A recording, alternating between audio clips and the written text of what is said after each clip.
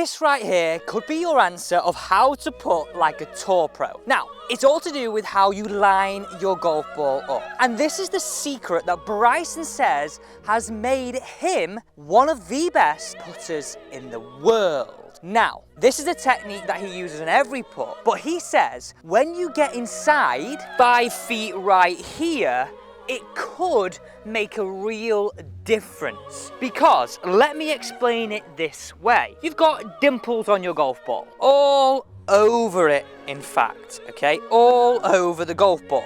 And I'll be honest, in the past, I've just thought of when I'm lining up a putt, using where the manufacturer has placed this line. Well, interestingly, look, if I hit directly below this line, I'm not hitting the center of a dimple. And this is the important thing he says. So think of it this way. You've got your dimples on a golf ball, okay?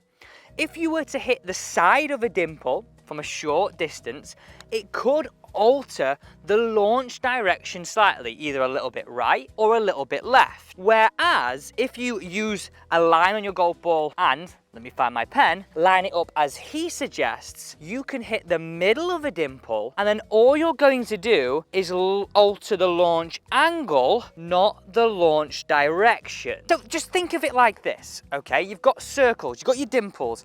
If you hit the side of a dimple, it could potentially alter the launch direction. Whereas if we line the ball up correctly, not where the manufacturer has placed the line, because like, we'll be honest, right? They're just placed at random on the golf ball by a big printing machine. If we get it lined up exactly, all we're gonna do is slightly alter the launch angle, which he says doesn't matter too much. Now remember, this is what made him one of the best putters in the world. So in this video, I'm gonna show you exactly how you can line this golf ball up. Plus, let's see if it's any good. Let's see from inside 5 feet if I feel I become more accurate, or for like our level, it's just a load of absolute baloney. Now I will caveat that at our level because like, it obviously depends on whether you can start the ball on line.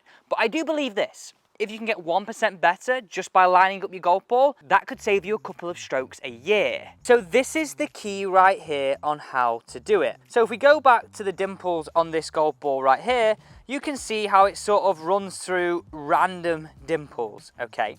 What you have to do is ignore this line, find your golf ball right here, and we need to find 2 dimples that sit in a row. Now they tend to be on random points of the golf ball, but look at it here, right? These 2 dimples right here sit in a line, okay? Right here. So the first thing is to do is place a dot in that dimple and then draw a line straight up through here. And now I've drawn this really quite thick, just so you can see I've got 2, actually 3 dimples in a row on a random point on the golf ball. Now I'll be honest, you could do this line a lot thinner. I've just chosen to do it thicker so you can see. Now, I'll be honest with you right here, that is just part of the story. You need to actually listen now, let me take this flag out, to how you place that dot on the floor. And then let this test commence. So far, what are you thinking about this? Nice and simple. You've got to just get 2 dots anywhere on the golf ball lined up in a row. Draw 1 dot and then a line that dissects the dot right above it. This way, you're going to hit the center of the dot, not hit the side of a dimple.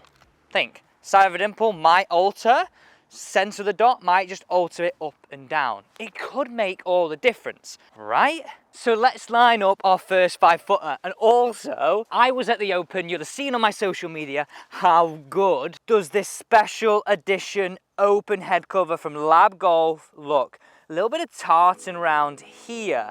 That is so pure.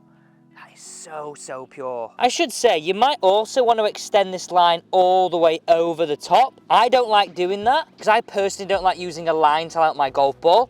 I'm using this for the purpose of finding the center. So the idea here is now we want to line this middle of the dot to where we would find the middle of the golf club, from top to bottom. So you can roughly see now, I've got even amount of ball on the top and even amount of ball on the bottom. We won't want it sort of over here, up here, or down here like this. We want to position it like that right there. So if you could imagine, that would line up to sort of where I'm going to strike the putter, a little bit like there you can see from that angle. So nice and simple. We want to align the dot to where it would meet the middle of the putter. Again, because we're trying to find the center of the dot. Okay, so I've already hit 5 putts from inside 5 feet. I'll be honest, I'm probably around 50% from this range. It's something that I can seriously improve upon. Hence why I'm trying Bryson's method, which got him to #1, or let's say one of the best putters in the world. First putt, can we beat around 50% make from inside and around 5 foot? So what you would see is this ball go more end over end rather than actually sort of skew off and maybe sort of roll on the side a little bit. Okay, right, I'm lined up, dot to dot. Really bizarre how it's nothing to do with the markings on the golf ball that the manufacturer has placed on. End over end, baby. I don't know if that was placebo, but that was a really good putt. I could really see that really thick line going like this. And like I said, if you had this more extended all the way along, you would sort of probably dissect through here, through the vise, and you could even do it all the way around. It just would have to sort of ignore the logos. Okay, let's hit another putt on this green. I'm really being quite specific, I'll be honest, where I'm placing this dot, more than I ever would before. Right, okay, I can sort of imagine that's there. Dot equal up and above. Okay, putt number 2. Again, this is something that he says inside 5 feet will make the difference. And I'll be honest with you, this is where it separates club golfers from pro golfers. Pro golfers don't hole it from miles away. They do, they just make more of these putts. So if you think about it, this is the one part of the game that requires no physical aspect. We can really hone this no matter our age or ability. So I think it's probably worth a try. Let me know if you actually tried it already. Okay, putt number 2. Line it up, feel it. End over end. That was really bizarre. That was really bizarre. 2 for 2. Let's go and try some more. So it's really interesting. Let's hit these final 2 putts. Like before, I would just put the ball on the green randomly, maybe just put a dot on the top and look for the dot. Now I'm positioning it where I really feel like I'm hitting the center of that dimple. I don't know if it's placebo, but I do feel more accurate. I do feel more accurate. Now, we're talking about a technique that has been tried and tested by one of the best players in the world that is known for not leaving a stone unturned. I keep saying this, but why don't we just try it? Why don't you just try it? Let me know down below if you're gonna do this just after watching me hit those 2 putts. Okay, 2 more coming up. The only other thing to add to this, it does feel a little bit of a faff.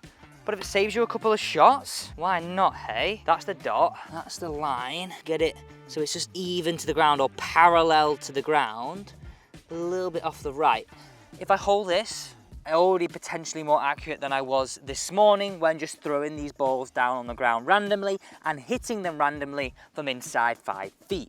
Okay, a little off the right. This could be the difference to breaking 90, breaking 80, breaking 100, or like shooting under your handicap for the first time in a very long time. That felt like a good putt. Maybe a little bit of a misread right there. So this leads me to my next point. We've got to think about it this way, right? At our level, right, the greens aren't as pure as what the pros play week in, week out. One thing that we're at a disadvantage. So finding the center of the ball, would that matter? The other thing is, we've got to have the same level or a very good level of being able to read the greens. The other point I would say is like, how are you going to get better if you don't start sort of tuning your way in to lining the ball up or trying to hit the center of the ball, trying to be more specific, trying to be better? They're sort of like easy wins, aren't they? That really, again, like I say, putting requires very little to no flexibility, muscle, strength. Okay, final putt. I need to make this to sort of get that 75% mark. There we go, get your dot. Make sure it's parallel to the ground. Line it up with the back edge of your ball and your putter. And let's see if we can hold this. I can't get over the fact that the markings are everywhere. Right. That was a really good putt. That was a really good putt. That was a really good putt. Next the question. What do I think of Bryson's line up method? Is it good? Is it bad? Will I be using it? Well, I think I'm going to use it. I definitely felt more confident. I definitely felt that the ball was going more end over end, and well, I made more putts in that very short test. So if it gives you a little bit more of a chance of holding it, surely it's worth a try. Thanks so much for watching this review of the #1 lineup method for putting.